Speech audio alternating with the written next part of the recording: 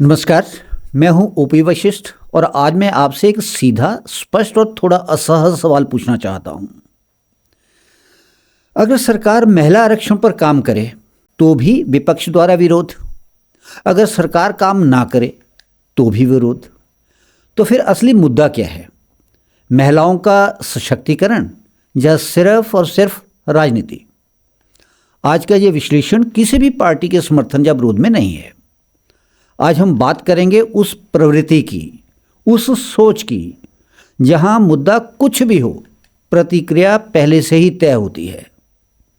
सरकार ने यह किया है तो विरोध तो हर हाल में करना ही है। बेसिर पैर विरोध करने पर आम जनता में पार्टी की भद पिटे तो पिटे, कोई परवाह नहीं। दोस्तों, जब मोदी सरकार ने महिला आरक्षण बिल पास किया, जिसे अब नारी शक्ति वंदन अधिनियम कहा जाता है, तब विपक्ष की कई महिला नेत्रियां सामने आईं। सुप्रिया श्रीनेत, प्रियंका गांधी वाड्रा, महुआ मोइत्रा और आतिशी मारलेना उस समय बहुत मुखर होकर बोली।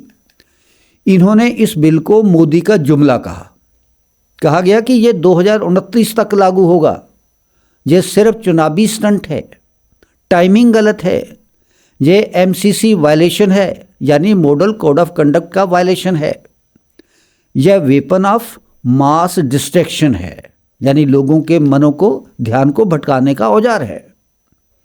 ठीक है, विपक्ष का सवाल उठाना लोकतंत्र में जरूरी है, लेकिन अब जब सरकार इसी अप्रैल की 16, 17 और 18 तारीख को स्पेशल सेशन बुला रही है ताकि प्रक्रिया को आगे बढ़ाया जा सके, तो फिर वही आवाज़ें कह रही हैं, अभी क्यों, टाइमिंग गलत है। पहले कहा था अभी 2024 से ही इम्प्लीमेंट करो इस अधिनियम को, इस बिल को, लेकिन अब कहा जा रहा है अभी रुक जाओ। तो आम नागरिक के मन में सवाल उठना स्वाभाविक है, आखिर विपक्ष चाहता क्या है? देखिए, ये बिल रातों रात लागू नहीं हो सकता। इसमें सेंसस यानी जनगणना होनी है, डिलिमिटेशन होगा, कई संवैधानिक प्रक्रियाएं करने को हैं। लेकिन पहली बार संविधान में ये लिख दिया गया कि लोकसभा और विधानसभाओं में 33% सीटें महिलाओं के लिए आरक्षित होंगी। ये एक बड़ी बात है, यह एक ऐतिहासिक कदम है। प्रक्रिया लंबी हो सकती है, लेकिन नींव रखी जा चुकी है।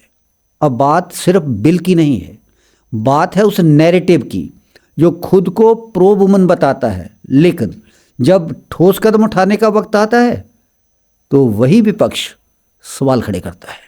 आपको याद होगा, जब ट्रिपल तलाक कानून लाया गया था, तब भी सबसे बड़ा विरोध कांग्रेस की तरफ से आया था। आज भी वही लोग महिला अधिकारों की सबसे बड़ी चैंपियन आवाज बनने की कोशिश करते हैं। आतिशी मारलेना ने महिला आरक्षण बिल को महिला बेवकूफ बनाओ बिल तक कहा था। सोच देखिए, लेकिन जब उनकी ही पार्टी की सांसद स्वाति मालीवाल ने गंभीर आरोप लगाए तो प्रेस कॉन्फ्रेंस में उन्हें ही साजिश का हिस्सा बता दिया गया। एक महिला की शिकायत को ही कटघरे में खड़ा कर दिया गया। महुआ मोइत्रा ने इस बिल को रीशेड्यूलिंग बिल कहा। प्रियंका गांधी वाड्रा ने कहा देश को गुमराह किया जा रहा है। लेकिन जब असम यूथ कांग्रेस की अध्यक्ष अंकिता दत्ता ने अपनी ही पार्टी के नेता पर हैरेसमेंट का आरोप लगाया, तब क्या हुआ यह कि बाद में अंकिता को ही पार्टी से बाहर का रास्ता दिखा दिया गया। तो सवाल यह नहीं है कि कौन किस पार्टी से है, असली सवाल यह है क्या महिलाओं के मुद्दे पर हमारा स्टैंड सिद्धांत आधारित है या राजनीतिक सुविधा आधारित है।